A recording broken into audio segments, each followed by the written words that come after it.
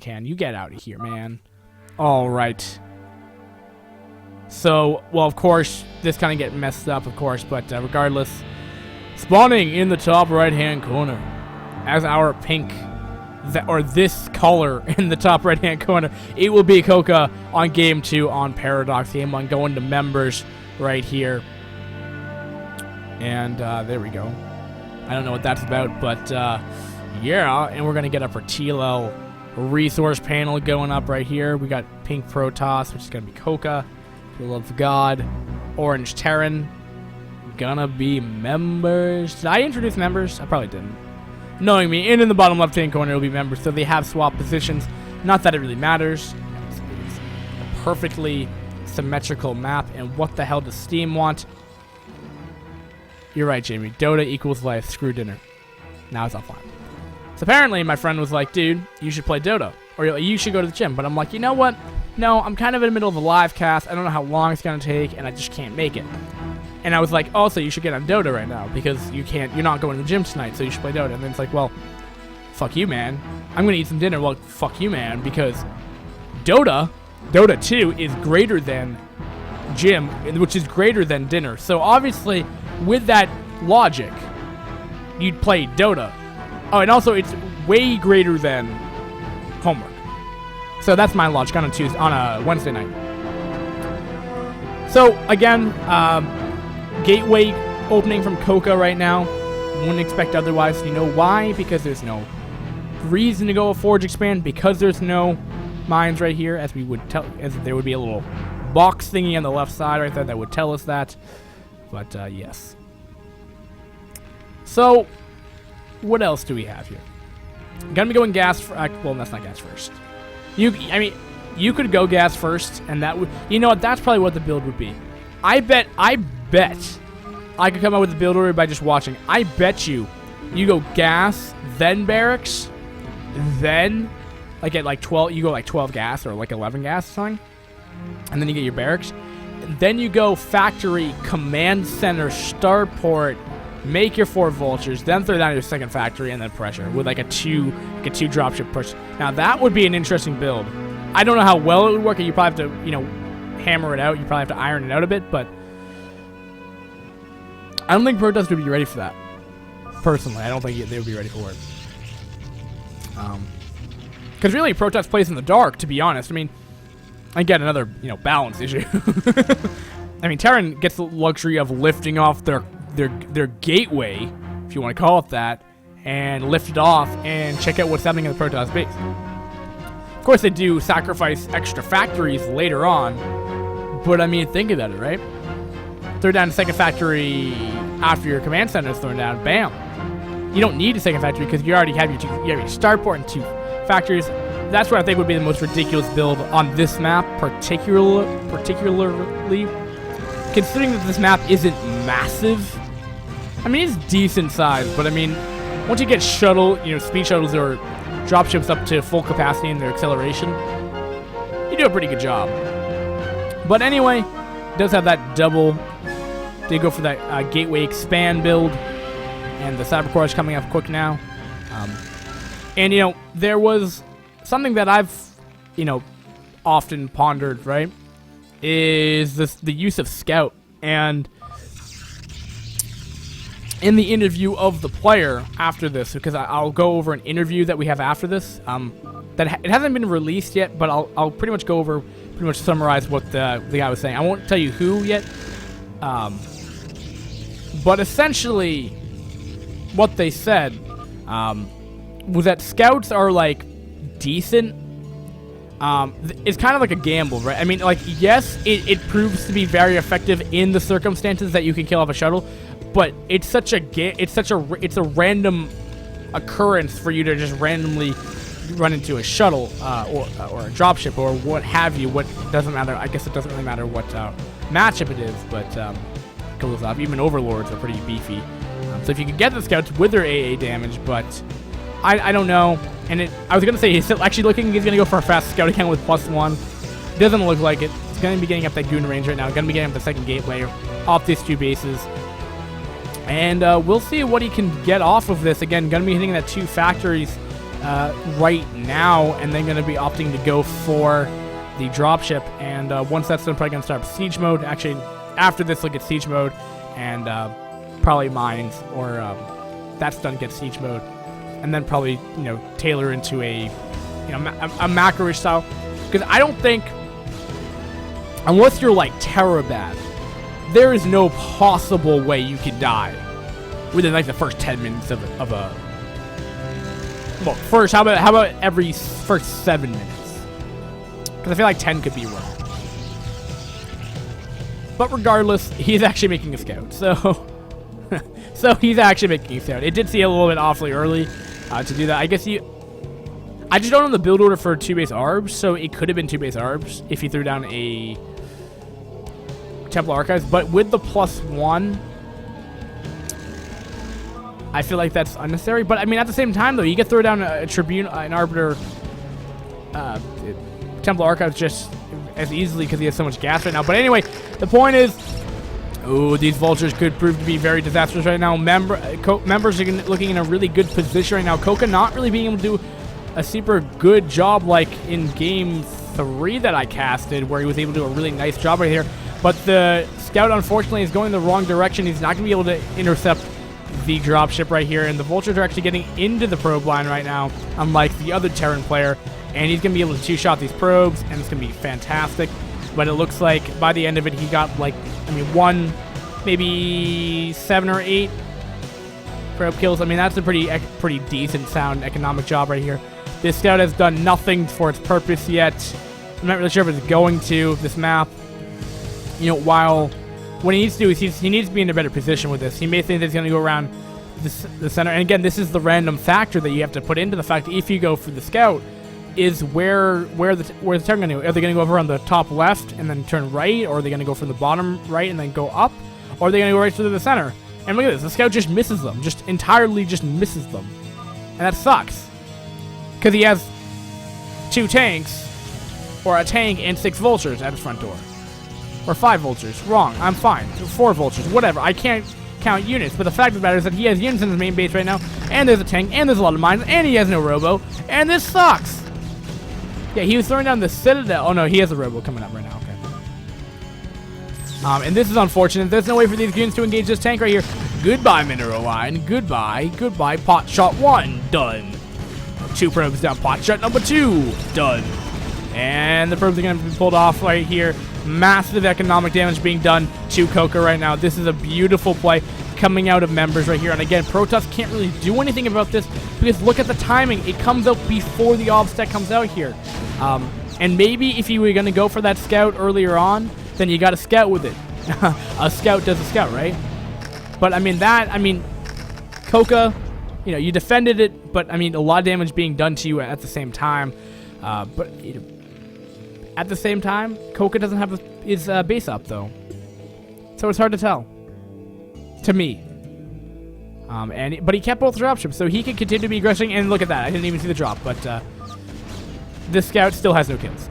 So he didn't kill off a dropship, and the tank's going to be like, yo, dude, I'm going to go siege up right here. You have no units. Now I have units. But yeah, I'm going to mind drag onto you, and goodbye, goon.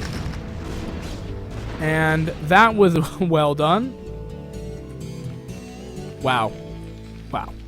Beautiful. Beautiful, beautiful, beautiful. And awesome sauce. So, another scout's coming out. I don't know what's going through his mind right now. I don't know what he hopes to accomplish with that. He has a kill on his scout, which is a tank kill. And look at this. Again, the gamble. He's just not getting lucky. He's going around up the center. Oh, if only they actually went through the center, he would be in an okay position. But no, he got up the other side, and he only kept the. Oh, the poor guy. Oh, Coca, why? Oh, the poor dude. Oh, that's terrible. Well, that sucks. Well, the scout has proves no purpose now. Especially with 2 Goliaths. Oh, that's a hard counter right there. 1 Goliath, 125, 50 equals 275, 175 for Protoss. Hard counter, done. Oh, you want a micro scout? Well, good luck. These 2 Goliaths are actually going to be able to kill off those 2 Even if they had 20 HP, I can guarantee you those scouts would die. And this Goliath's just kind of chilling here. So for all purposes, I'd say members just kind of won. Because if he makes another scout, that's mad. Oh, that's mad weird. So he's making another gateway. Okay, all right, I see this. And to be fair, he does have double the economy of his opponent. So yeah, there's a factor right there. Unfortunately, he has no ground units, so every time he gets a drop in. Oh, if he does a paratrooper rush, oh, that would be epic. If he a paratrooper rush is when you steal this from Chianti, and you can drop it right here, and then like make Marines and stuff. Unfortunately, I don't think it's gonna be super effective. Scouts trying to harass, have 2 kills, killed off an SCV. Goodbye, Scouts. One shot, you're done. Goodbye. Oh, is he gonna be able to get on the high ground? It looks like he might be able to. How can he see him? Oh, did he fire? Oh, he wasn't deep enough. Oh, that sucks. Oh, so he's gonna make an Arbiter, right? He has more than enough gas for an Arbiter. And there's a Tribunal, but he can't actually make an Arbiter until the Tribunal's done. Stupid Jamie. And here comes a 3 dropship push. I feel like there's been many opportunities that Coca could have won. But being counter-aggressive with like frickin' scouts is not how you're gonna win an Island Tour final. That's just not happening. I don't see it happening. He's gonna try to take a 3rd base, which is cute, but at the same time, Terran taking his. Why would What? Terran, Terran, you know that there's a base right here, right? You know you're long distance mining, right? So why would you take the 4 mineral patch, right? I don't know. The important thing though is that Doomsday is about to be hell is about to be brought to Coca. The 4 dropships are going to be unloading this massive Goliath force right here. 2 tanks going to be seizing up right here. One immediately a scout comes out right here. That will immediately melt to these dozen Goliath. And have you noticed the scout's just kind of chilling in the back? Members are saying bye, noob. Being the BM player, Coca's playing saying lol, play a 1v1 map. You're real lucky. And to be fair, Terran would have not done so much damage if it wasn't that scout just wasn't in the right time at the right place, unfortunately. Of course, it's kind of rare to be in the right place, but I mean, what, 2-3 times in one match is kind of not even getting 1 dropship. it's just a little inconspicuous, but anyway, that was the final. So congratulations to members, Red 8 members for winning. So I would have tried to interview him, which I did try to, but unfortunately there's such a big language barrier between Polish people and English people, between me and him, that I don't know Polish and he has broken English. We can't really interview. So I did the next best thing, so I interviewed the runner-up. So we're going to go over that interview right now because that's what we do at iCCup StarCraft TV, and that's what we do. So he was fortunate enough to be awesome and do this with me. So I need to actually decrease his font size though, because that's important. Actually, let's see here. Is there like a Word document and shit you can throw this shit into? Is this really happening right now? Fine, you know what? I know what I'm gonna do. So interview coming up. I just gotta frickin' copy and paste this shit. Just give it a moment. Alright. So here we go. It's a pretty long interview. So anyway, hello Coca, and he says hi. Congratulations, your awesome new sunglasses icon on the server for getting 2nd place. Oh, thanks, but I really wanted 1st place. And then he gave the crying face. Actually, you know what I can do? Because I'm awesome, I could be like, yo, let's actually get this in frame, right? Don't mind the silly stuff. All right. Add screen region. You may not be able to see this super well, but really, it's the thought that counts, right? So, anyway, so it says, oh, thanks, but I really wanted in first place, TT. Don't we all? Ha. Regardless of your second place position, you showed some amazing island games. I would like to take a few minutes to talk about your strategy. Strategy is spelled incorrectly. It says, okay. We noticed that you pulled your Overlord to the right of your natural expansion on Devil's Crossing. Did you practice this map, or have you played it, before? He says, I just played a few minutes earlier with iCCup to see a quote preview of the map. No more than this, and I never played these maps before. He says that is very impressive. When I looked over all your games, it definitely looked like you knew these maps very well. Do you think you would have gotten this far if you didn't spend a few minutes to preview the maps? Too many lines of text. I think I would have had the same problems with learning maps, but nothing too difficult. Maybe I quote know the maps or maybe I know in quotation marks the maps somehow. But I think the first games were not a problem, and I just played against bonus. I believe that's Red 8 bonus or iCCup to take care of the problem. Like I am a Zerg, I need gas faster because they are island maps. In the round of 16, you opened with a 2-hatch Muta, but you interestingly decided to immediately take an Overlord drop to get Overlord drop and air carriers +1. Could you explain your thought process of getting these upgrades instead of just making more Mutas? Speaking of Zerg. And apparently, we never got that answer. So, speaking of your Zerg, in the round of 8 against Prees, who was another Terran you played in Protoss, was this because he switched races? Why did he switch races? Oh, just because I thought Protoss was more easy to play on island maps. I play random during the first match, so did my opponent. I just think Protoss has a good strategy on island maps. You noticed, I noticed you decided to open Forge first on Dog Noman and Cannon first, despite in PvT. Why was this? Because he said pretty much because of the mines. Shit. This should be on the news as well, but I'm just... and then I said, also interesting, during the game you decided to make a tech switch to Stargate and proceed to make one scout with +1 air weapons being researched. You lost your first scout and never made another one. What was your initial plan with the scout? Oh, this is a lull moment. I thought I wanted to go Sky Toss because of the map, but this map is not easy to go Sky Toss, so I decided to switch into Gateway units and take islands which I fought and blah blah blah blah blah. Fascinating. And, yeah, just talk about more of the style. So that's pretty much all it was.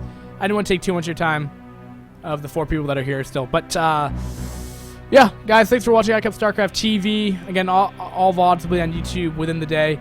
That's where my main hub is. So I believe iCCup is going to start trying to do this thing where we're like, dude, we're going to start doing live casts more and shit. I'm getting a new computer and like 2 weeks or something. I'm ordering it this weekend, so that should give less technical difficulties and overall faster stream. So yeah, so guys, thanks for watching. Hope you guys enjoyed the VODs, and catch you guys next time. Peace.